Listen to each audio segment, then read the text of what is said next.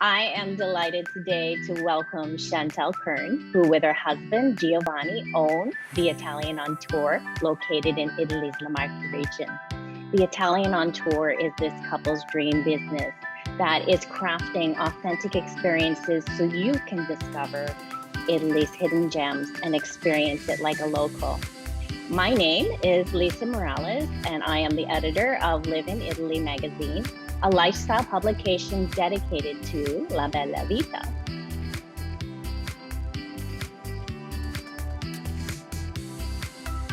Welcome, Chantelle. Thank you. Great to have you here. Thank you so much, Lisa, for having me. I really appreciate it.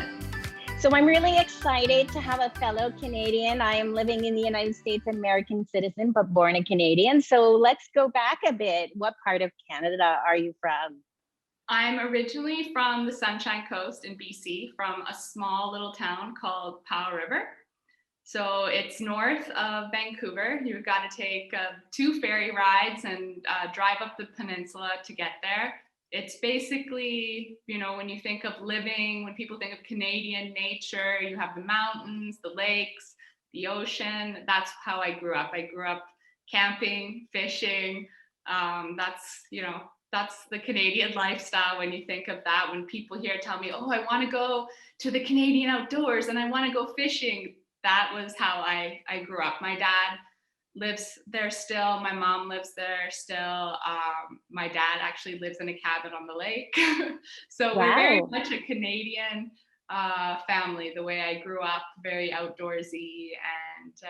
But with the fact that my grandparents are both European, and I've always grown up with those traditions.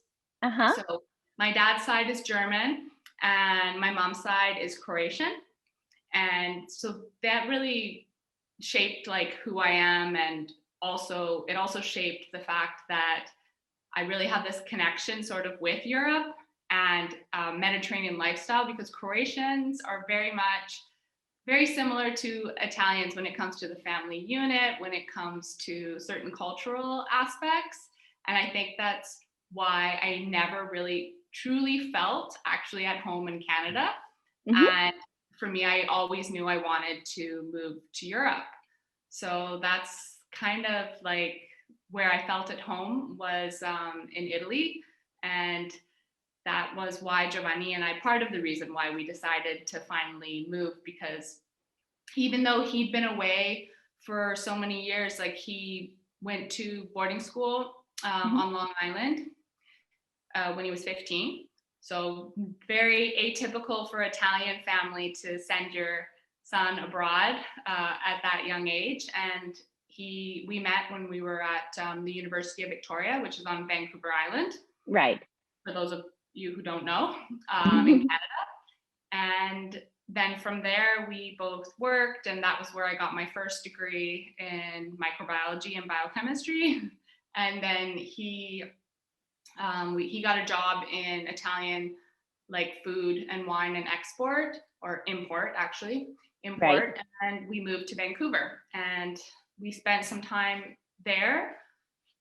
We lived on the North Shore, which is kind of like, for us, we grew up in these areas where it was mountains, water, and that's similar like to Ascoli, where we live now. We are like 20 minutes to half an hour from the Adriatic Sea, where like literally you can drive 15 minutes and you're right in a national park from Ascoli. Like it's that close. We're surrounded like by nature in that sense. Like we live in a medieval city, but at the same time, we're able to experience nature so quickly. And I think for both of us growing up that way, we had to live in a place like that to really enjoy the lifestyle, because we like outdoors, we like going out with our dogs, and he loves biking. So he's done a lot of road biking, and that's something for us that's really important about having like our lifestyle. So that's also why we chose Ascoli, because it has all those things. And it's really convenient here living as a local, because if you're in the center, you can reach everything. And it's been a really great experience moving here. Okay, that's really great. That's a lot of history to begin. I'm just going to backtrack a little bit. So you Sure. met at a young age. Giovanni went to school, and then so when did you get married? When did that? Let's start with marriage first. And Okay. where were you married? Were you married in Canada or Italy? We were married in Italy. It took us a while, like, to get married. To be honest, I was like, I never really was one of those girls who envisioned the big wedding.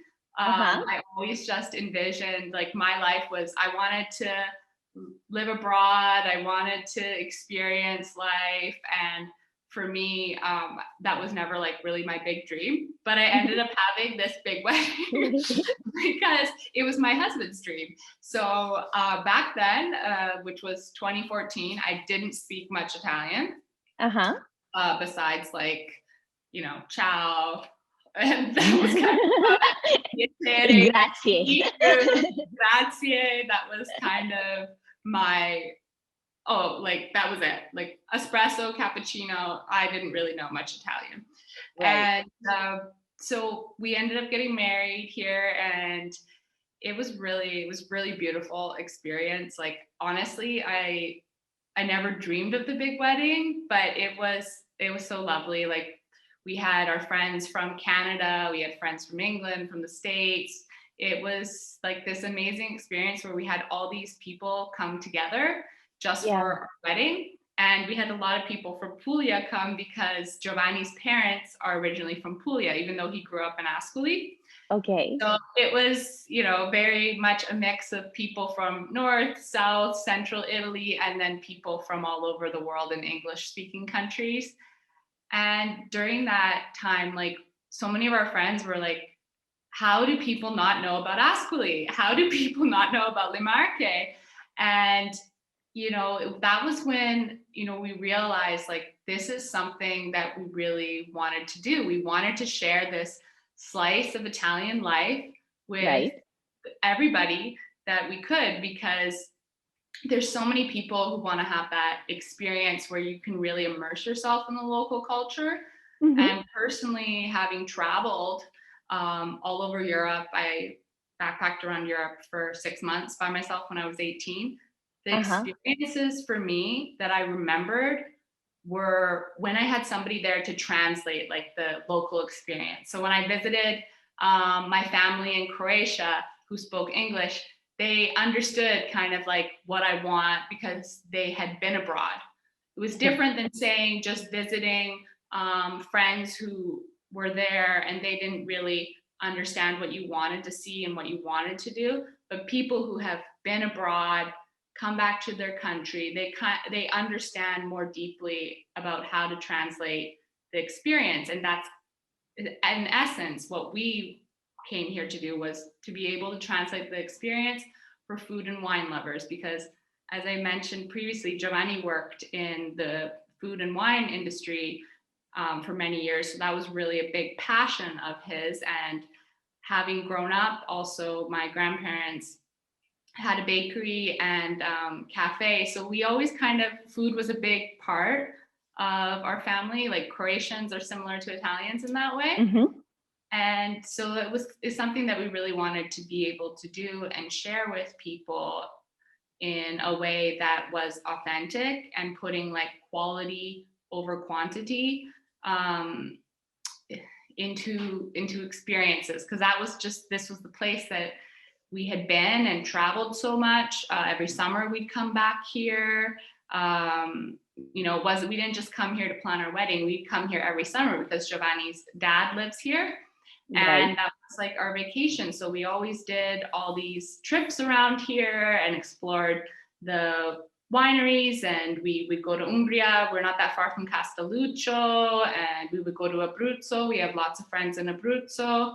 Hmm. And that was just an experience that, we would do. But I think when you see it through the eyes of other people who Right. come, who've done other places, like your people who've gone to Tuscany, and they say to you, like, this was like Tuscany, like our friends' parents who came, they were Hmm. like, oh, this is like when I went to Tuscany like 25 years ago. Like, how do people not know about this place? And it was really something that we just felt passionate about and wanted to do.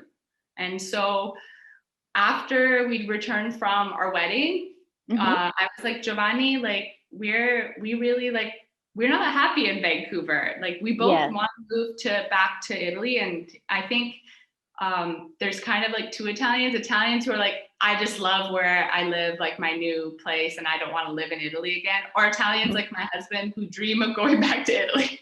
And so, it was Giovanni's dream always to come back. And his idea was like, oh, well, eventually I'll be able to retire in Italy. And I was like, why can't we just go back and follow our dreams and really go after this? And at first he kind of thought it was crazy. But my grandfather said something really that stuck with me. Over 60 million people live in Italy. It doesn't, people are making their lives happen there. You too can make your life happen there. It doesn't have to be you have to retire there, but you too can make your life happen here if that's what you want. Right. And so that's what we decided to do. Yeah, so the wedding obviously was a big celebration and a start of life together, and then a bit of planning. So what was the year that that was it, you were moving to Italy? So the year that we moved to Italy, we actually moved to Italy on October 31st, 2015 on Halloween. Halloween. Yeah, and so we arrived to Italy on November 1st, 2015. And and we haven't looked back, and we've been That's there great. since. Well, it sounds like this is something that's better for you in this life too. It's not just because of marriage, like you were saying, your connection to your Croatian roots. So I really do want to. That's great. So much information about your life and that sounds wonderful. It just sounds like it was meant to happen. So the Italian on tour. I really want to get to know it more. I've gone to your website. I've been following you on Instagram for a while, and we'll get to that at the very end, how to get a hold of you both. So when did the idea, because obviously this is a business and you've been recognized, in international publications, it's a lot of hard work. When did the idea come about? Did it come about in Canada when you were thinking about moving? What can we do? How can we share this love of Italy with everybody? So we had always had a lot of people ask us for like information, tips, planning on Italy and that sort of thing. And every time we would come to Italy in the summer, we'd always organize stuff for our friends because we'd be there and it'd be our vacation, and our friends, we'd go kind of do all these different things together because we wanted to explore, because it's our yearly vacation. And I've always I guess my hidden talent is never eating a bad meal.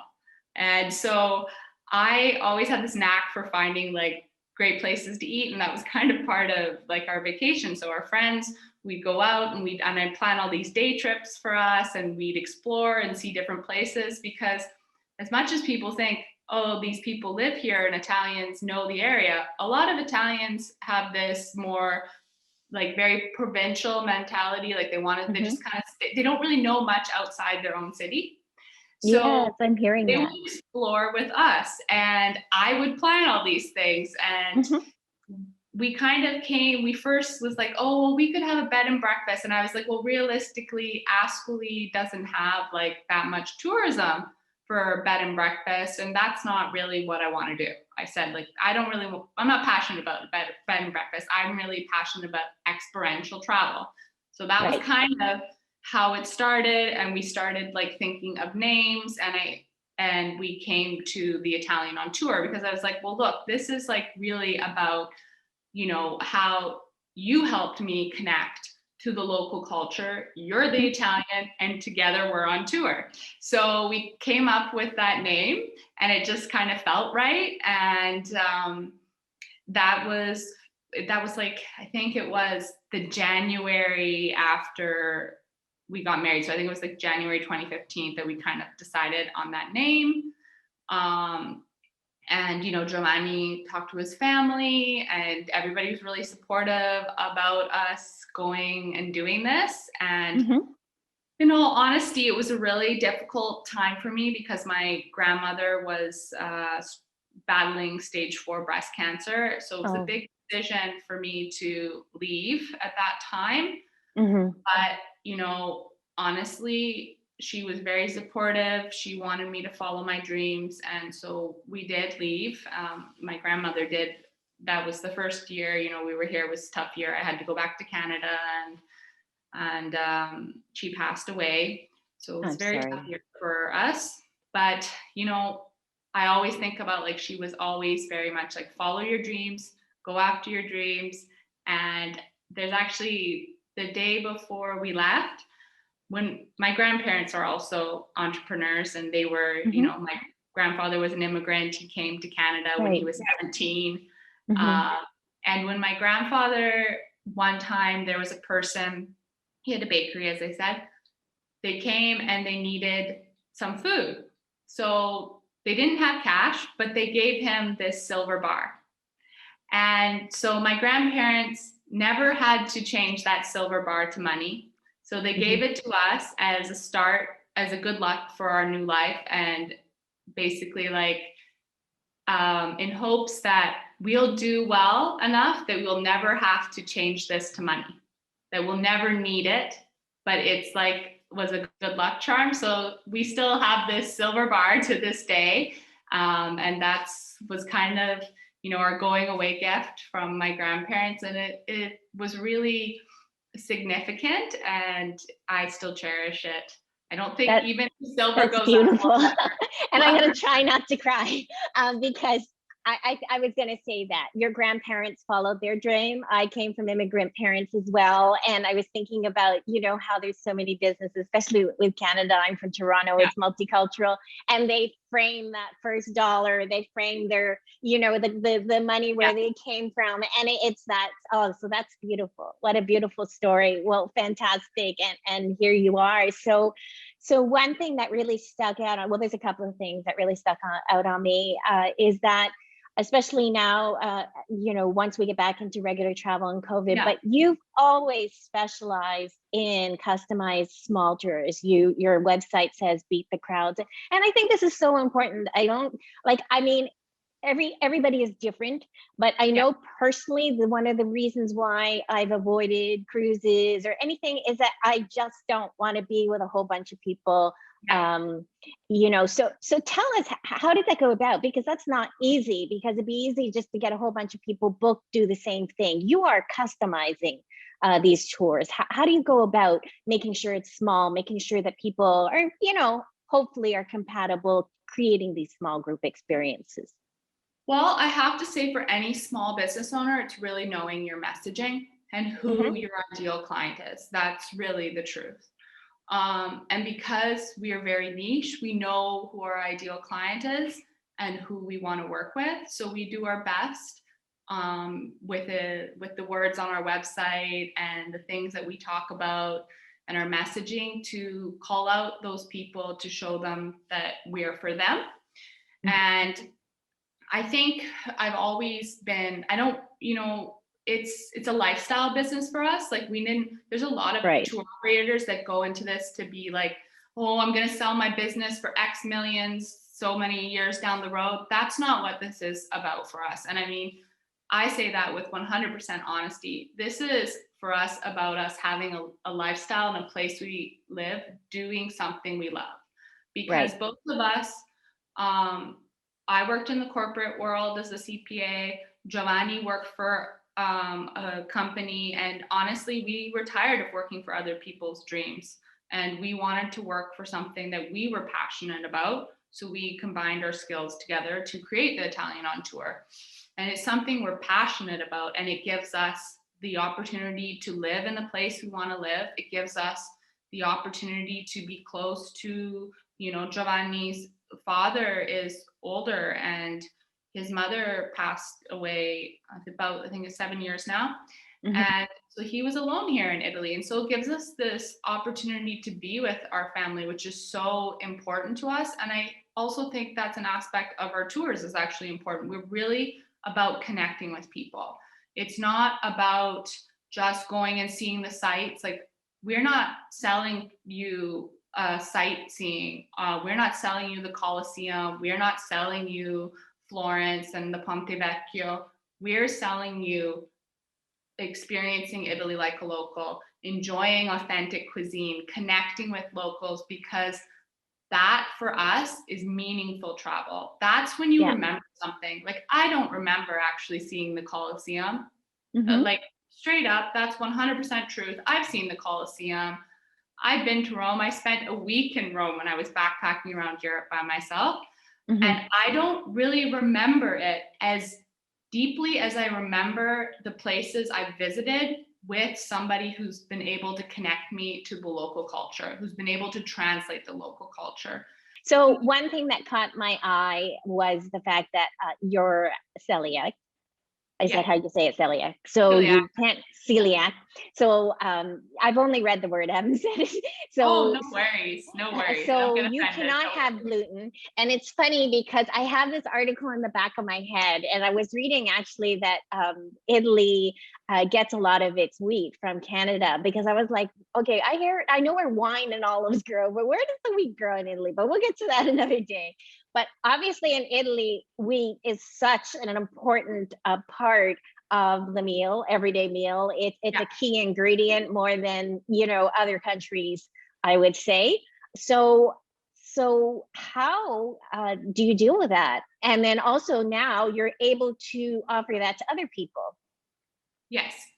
So, I mean, for me, when I first started traveling Italy, I hadn't developed, or I didn't know I had celiac disease. Mm-hmm. So my sister got diagnosed with celiac disease last year as well. So I think, like, Mm. a lot of people say some people will carry the genetic, right? And then you'll develop it later. So I developed it, when I went to university. And at the time, I didn't know what it was because nobody in my family had it. So it took me a little while to finally get diagnosed. But when I first started traveling, and I think a lot of like celiacs have this, is you first feel like if you're going to a new country, you don't know the language. If you haven't been comfortable like dining out in your own country, I don't recommend traveling because then Yeah. you feel really anxious. But I had Giovanni there to help me, and I just like learned the phrases I needed to learn, to ask about the food, and to do my best to make sure things, were prepared for me. Because the thing is, there is a celiac society for Italy, and you can Mm-hmm. download an app Okay. with the restaurants that are certified. But this is the warning I kind of give to people. Just because a restaurant is certified doesn't mean they're going to that there's no risk of contamination. Mm-hmm. And also doesn't mean that's the best food. So there's a Yeah. lot of great restaurants that are not certified. I even know a restaurant of a lady who's celiac herself, but her restaurant isn't certified.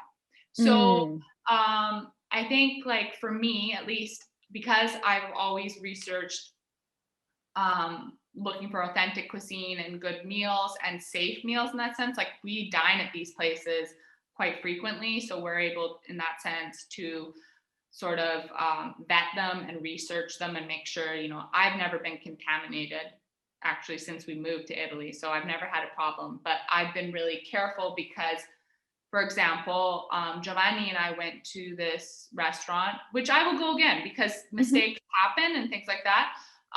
But this restaurant really actually fantastic.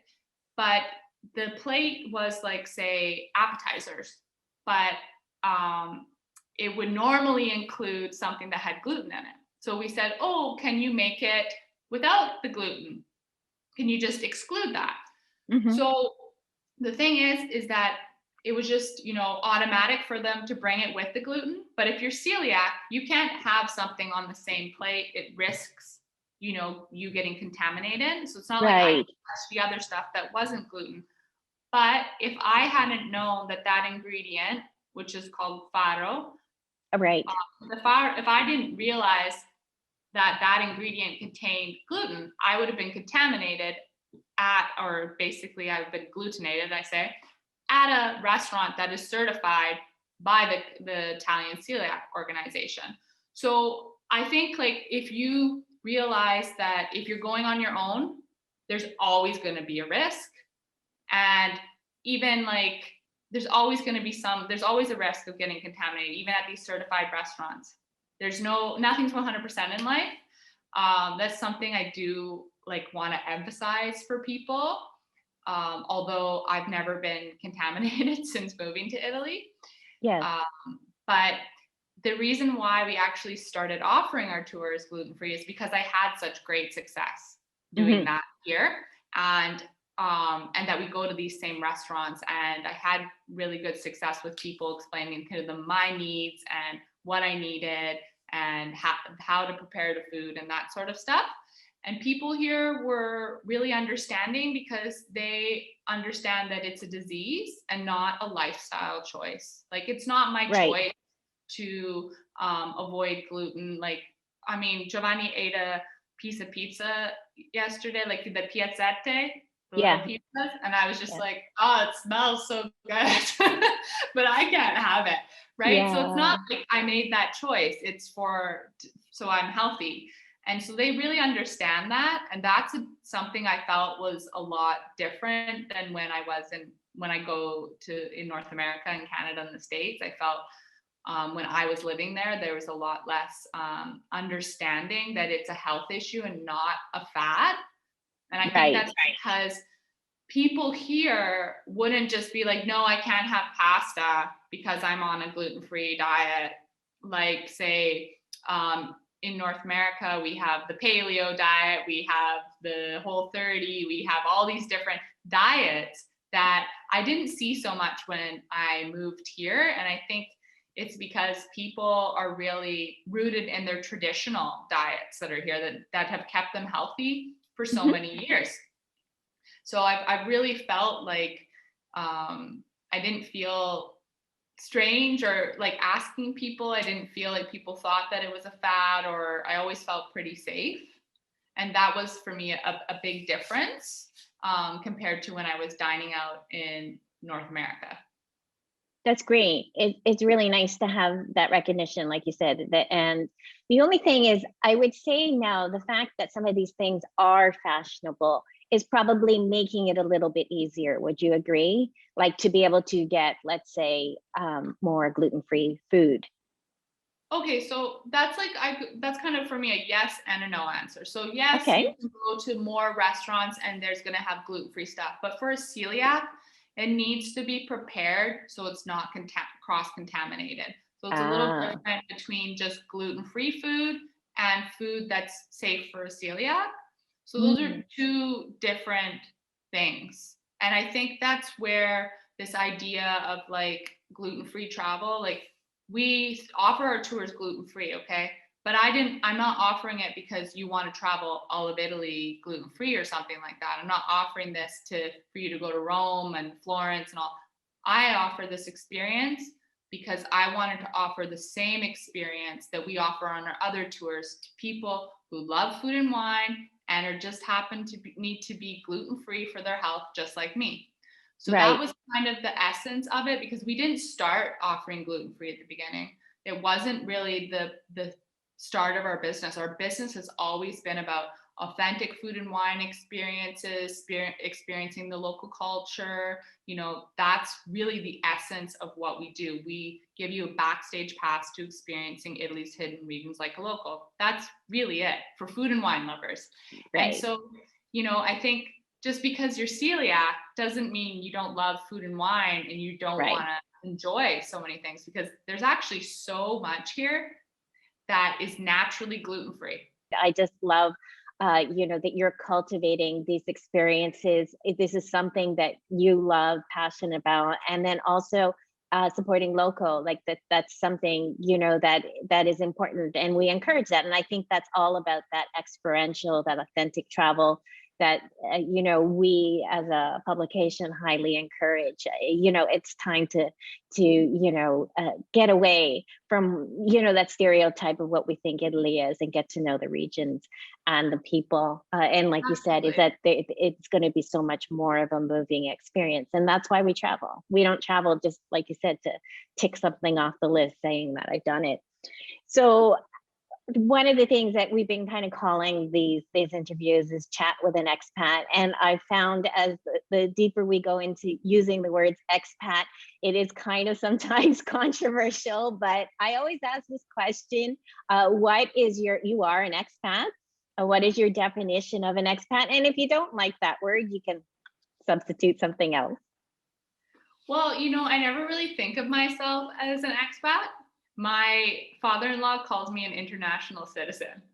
Okay, love it. So, I guess for me, that's kind of how I feel. Like, I grew up in Canada, but I always felt connected to a completely different culture.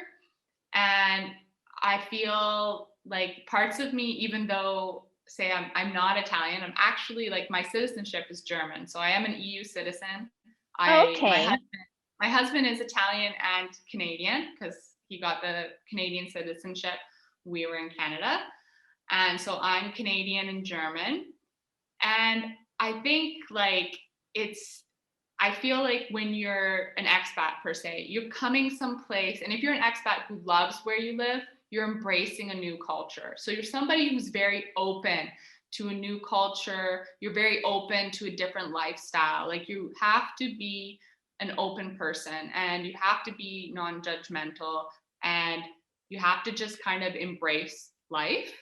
So I think like when I see these expats, especially retirees, move here and they just stay in their little bubble, I kind of feel like that's a little bit like, why are you here? If you're not Yeah. going to experience the local culture and actually like connect with the locals, like you want to speak English to your hairdresser or you want to speak English to everybody and you don't really want to learn Italian. Like my Italian's not perfect, but I think it's important to try to go out there. You have to make mistakes. Like that's how, honestly, how I started learning was I've always been super independent. And so, people were like, oh, doesn't your husband go with you like shopping and help you with things? I was like, no, I gotta go. I learned how to, the names of all the vegetables at the market.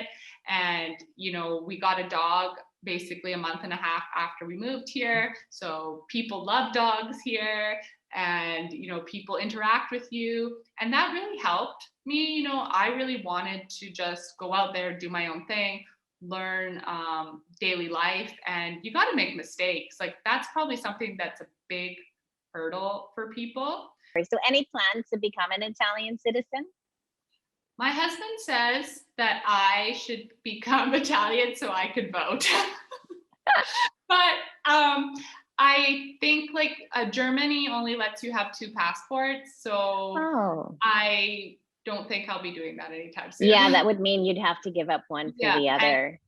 technically, like if I look at mostly, it's that the German passport is more powerful than an Italian passport. Hmm. Is a big reason why I would keep it. Although I feel much more Italian than German. Do you speak German? No, I don't speak German.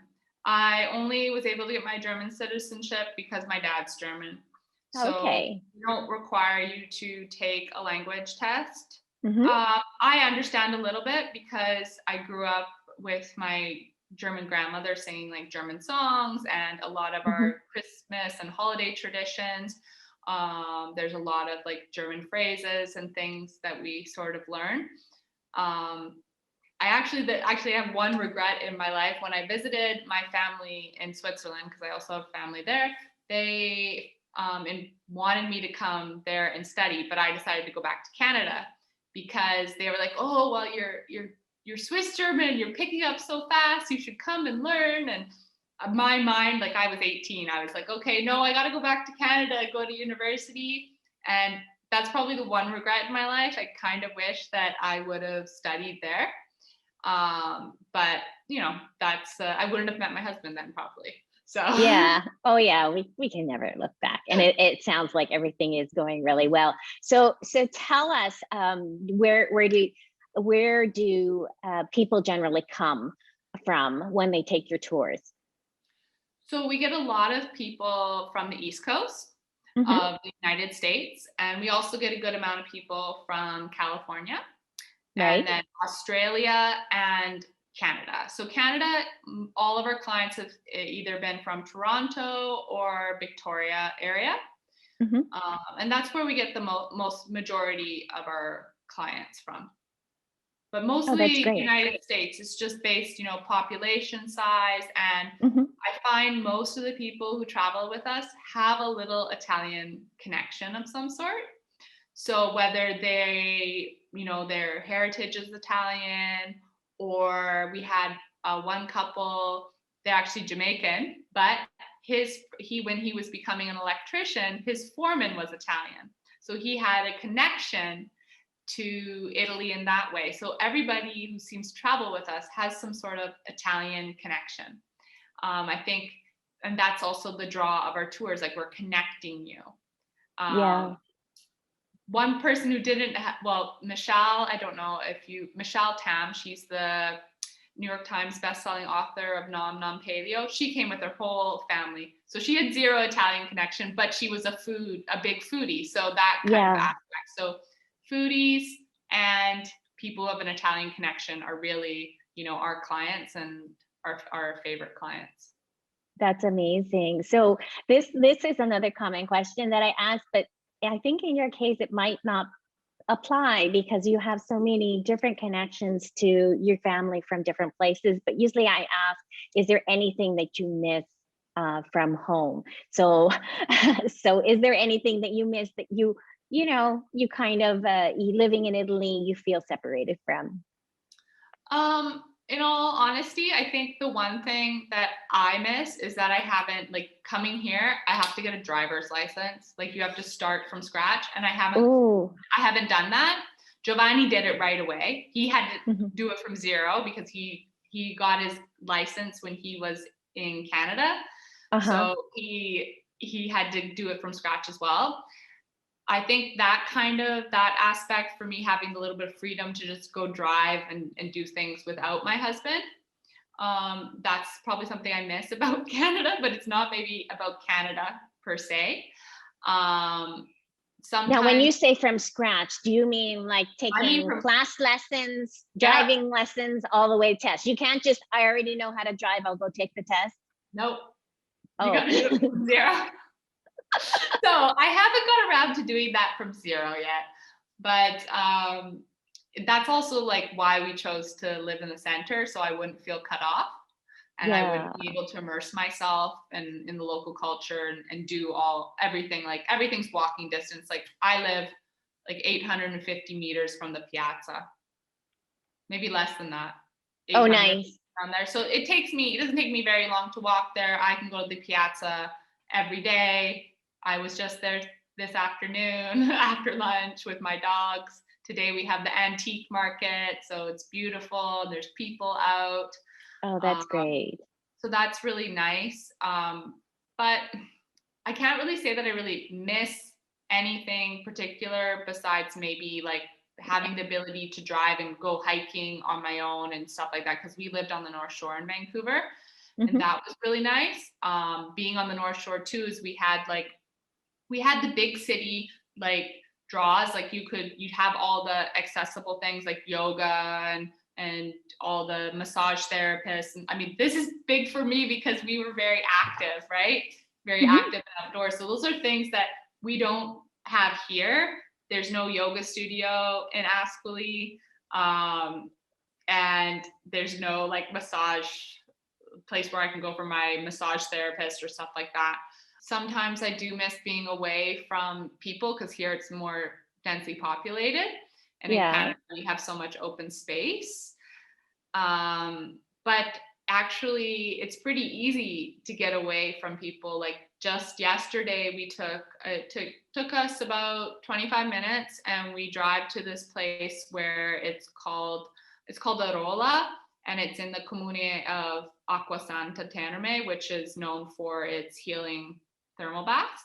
And up from there, you drive along this road to this little town. They have something that used to be like the trails where the mules used to transport goods across the mountains there, and you can go hike on these trails and walk Oh, there. So wow. there's never anybody up there. So we go up there and it's just peaceful. So I think we've kind of like, over the years being here now, I've kind of found a lot of things that like I miss about Canada, and I've been able to sort of find places to replace it, and really just kind of craft the life that I want here and have the things that I want. And I think because I already knew what was around here and had traveled here extensively every summer, every year, with Giovanni, that I kind of knew that these were the things I was going to have moving here. And that was something that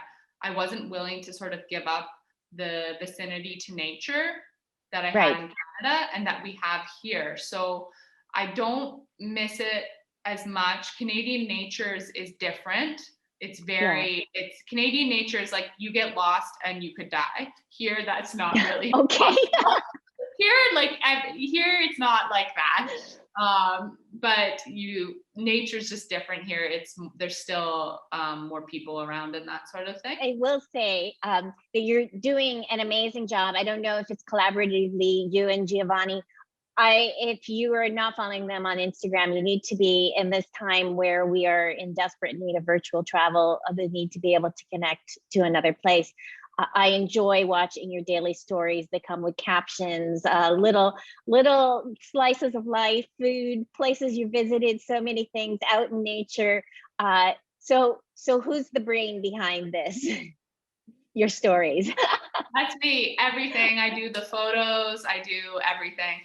Actually, I always like Giovanni and I, it was our business idea. But he always says I'm the brains behind the business. So I do everything. I do the Instagram. I built the website. That's like, Wow. I think when you're an entrepreneur, you wear many hats. Yeah, And I I've can always, relate. yeah. So, I've always been really good at learning how to do lots of things. And I'm a very good self-taught learner. I can learn things on my own very fast. And I enjoy things that are creative. So like Instagram for me is enjoyable because it's creative and, you're also, I like taking pictures and things like that. But I'm not, say, a digital creator per se. This is me taking pictures of our daily life, our beautiful piazza, places we go eat, places we go visit. Even when we go visit other regions, I talk about that as well. It's something I really like to do. I really, really enjoy Instagram, even though we really didn't start an Instagram account until maybe 2018. Yeah, I was going to say probably about 2018. Yeah, That's when it really started picking up. That's when I think we started putting effort into it, around there. And a lot of people too, especially from a business sense. But I will say, Chantelle, you're an amazing visual storyteller. You're connecting in different ways using social media. And like I said, a lot of us who love to travel, it's a great kind of lifeline to be able to look into your daily life and your experiences. So we're just gonna wrap it up. And I just wanted to change my view here, but maybe I can't. No way. Okay, doesn't matter. Anyway. Go ahead and tell us where we can find you and all the information. I think also too, you are running a contest right now on your website, because I was saying, I don't know when this is going to be produced. It takes a little bit, but you said it's into next year. So why don't you tell us about the contest? Okay, so we are running a giveaway right now. It's win a trip for two to Italy's next Tuscany, Le Marche. Okay. On the tour, we're giving a trip away for two people on our Italy Undiscovered tour. We've made it so the dates on it are valid into 2023. So it's valid for June and October departures all the way to 2023. And we also have some excellent partners on there. So we have some cash prizes, $750 in cash. And also there's a 1-year membership to Matt's Flights, where it helps you get flight deals. And then there's also 2 subscriptions to Journal, which is a digital travel journal. So for people who like that, there's also that. But the biggest thing, of course, is the 1 week with us in Le Marche, and food and wine experiences, all that sort of stuff included. You can go and look at our Italy Undiscovered tour, and that's the tour that is part of the giveaway. And so it is, I guess I'll give you the link. That's probably the easiest for people. Yeah. It's going to be running till March 11th. So people can enter it by March 11th, 2021, and they can get their name and hopefully win, because I'm excited to see who wins and finally meet them in Italy. That's great. Yeah, definitely. We will put all the links below. So before we close, tell us your website, tell us your handles, everything that we can possibly get to know more about you both. Okay. So if you want to find more about our tours, which give you a backstage pass to experiencing Italy's hidden regions like a local, you can go to www.theitalianontour.com. You can also find me on Instagram, and that's kind of my preferable place of social media, at The Italian on Tour. You'll also find us on Facebook, The Italian on Tour, small group tours. I have a Pinterest account as well. They're all basically the same, The Italian on Tour, across the board. So wherever you go, if you're looking for us and you're looking for The Italian on Tour, that is us. That's great. No, you were super easy to find, and such an impressive job you've both done in a few years. So I wish you much success. My name is Lisa Morales again, and it's Live in Italy magazine. We're easy to find as well. It's at Live in Italy Mag and www.liveinItalymag.com. And we're now also on YouTube. You just go to youtube.com, Live in Italy magazine. So it's got the magazine, the full word. And we ask you to subscribe and to follow Chantelle and Giovanni and keep up with them, and hopefully go on a tour. I will definitely, I'm so interested in the Marche region, getting to know so much about that area and the surrounding areas. So I hope to catch up with you in person really soon. We would love that. Okay, bye. Thank you again.